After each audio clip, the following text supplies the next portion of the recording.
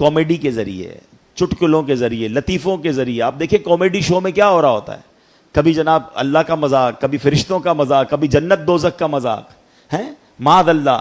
تو یہ وہ انداز ہے کہ آپ کو پتہ بھی نہیں چلے گا اور آپ ہنس رہے ہیں, کھیل رہے ہیں, وہی باتیں ریپیٹ کر رہے ہیں اور ایمان سے ہاتھ, کیونکہ ہم مسلمان ہیں, ہماری کوئی باؤنڈری ہے, ہم کچھ باتیں نہیں کر سکتے. ہم اللہ معاذ اللہ, اللہ رسول یا اللہ کی کتابوں یا فرشتوں جنت دوزخ کا کوئی مذاق اڑائے گا تو کیسے مسلمان رہے گا؟ یہ ہمارے بیسک عقائد ہیں. لیکن اس کی تعلیم ہونی چاہیے کہ میں کہاں تک بول سکتا ہوں, کہاں مجھے احتیاط کرنی ہے. آپ نے سنا ہوگا دعوت اسلامی کے ماحول میں مدنی چینل پر ایک بڑا خوبصورت نعرہ لگایا جاتا ہے, پہلے تولو بعد میں بولو.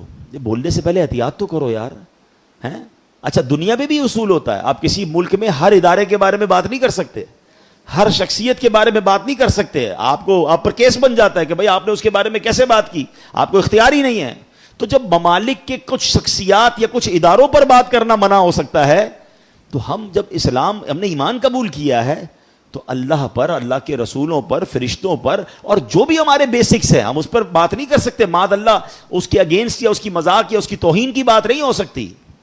شیطان نے ایک اور کیا وار کیا مسلمانوں پر, گانے, فلمی گانوں میں کفریہ باتیں ڈال دی ہیں. کبھی کہہ رہا ہے سجدہ کرنا ہے, پوجا کرنی, پتہ نہیں کیا کیا فلمی گانے ایسے آ گئے. بتاتے ہیں لوگ کہ اس کے اندر, اور بچے گا رہے ہیں, نوجوان لڑکے لڑکیاں مزے لے لے کے گا رہے ہیں, سن رہے ہیں ان گانوں کو.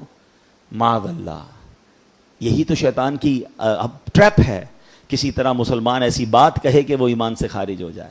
اچھا یہ تو چلے کہنا ہے نا, اب تو باقاعدہ سوشل میڈیا پر اور پھر جناب میڈیا پر آ کر کچھ لوگ اسلام کی انٹرپریٹیشن ہی ایسی کر رہے ہیں, قرآن و حدیث ہی ایسے بیان کر رہے ہیں کہ لوگ جناب ان کی باتیں سن سن کر پریشان بھی ہو رہے ہیں, فالو بھی کر رہے ہیں. ایسے بھی لوگ آ گئے جو اللہ سے دور, نبیوں سے دور, اولیاء صحابہ سے دور کرنے کی باتیں کر رہے ہیں. کہتے کیا ضرورت ہے علماء کرام کی, کیا ضرورت ہے اولیاء کرام کی باتیں سننے کی. اے پاک و ہند والوں, مجھے ایک بات بتاؤ, ہم تک ایمان پہنچا کیسے ہے؟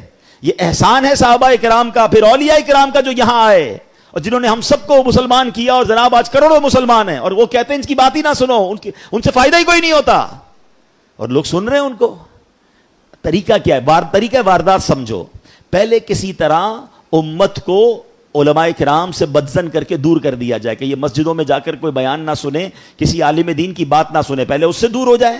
پھر یہ اولیاء کرام کا احسان ماننا چھوڑ دیں, پھر یہ صحابہ کرام سے دور ہو جائیں, آہستہ آہستہ اسلام سے ہی دور ہو جائیں. آہستہ آہستہ کاٹا جاتا ہے نا رسی کو. یہ پلان ہے, یہ سمجھیے گا, یہ باقاعدہ یوں سمجھیے شیطان نے پلانٹ کیے ہوئے لوگ. لیکن ہمیں بھی شوق ہے سب کی سننی ہے, نہ کرے ایسا. سننی اس کی ہے جس نے اللہ رسول کی سنی ہے, جس کے دل میں عشق رسول ہے, جس کا ایمان مضبوط ہے, جو کوالیفائڈ عالم دین یا مفتیان کرام ہے. بھائی ہم اپنی بلڈنگ جو ہے کسی موچی سے تو نہیں بنواتے نا, بلڈر سے بنواتے ہیں. ہم اپنا علاج کسی کسائی سے نہیں, ڈاکٹر سے کرواتے ہیں, جس کا جو کام کا ایکسپرٹ اس سے کرواتے ہیں.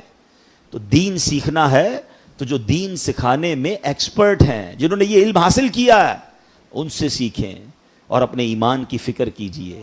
ورنہ بہت طریقوں سے ایمان, اب معاذ اللہ کئی ملکوں کے ویزا لینے کے لیے, کہنے میں مزہ نہیں آ رہا, مگر چونکہ یہ بات بتانی ہوتی ہے کہ باقاعدہ ان ملکوں کے ویزا کے لیے لکھ دیتے ہیں معاذ اللہ کہ میں قادیانی ہوں, کہ پتہ چلا ویزا مل جائے گا. اپنا ایمان بیچ دیا. مرنا نہیں ہے, قیامت کے دن نبی پاک کو منہ نہیں دکھانا. کیا ختم نبوت پر تمہارا عقیدہ نہیں ہے؟ یاد رکھیے ایمان اتنی نازک چیز ہے کہ اگر کوئی یہ ارادہ کرے نا کہ میں کافر ہو جاؤں گا, وہ بے شک ہو نہ ہو وہ ہو جائے گا, اس کو پھر کلمہ پڑھنا پڑے گا, پھر تجدید ایمان کرنا پڑے گا. یہ تصور بھی نہیں کر سکتے ہم.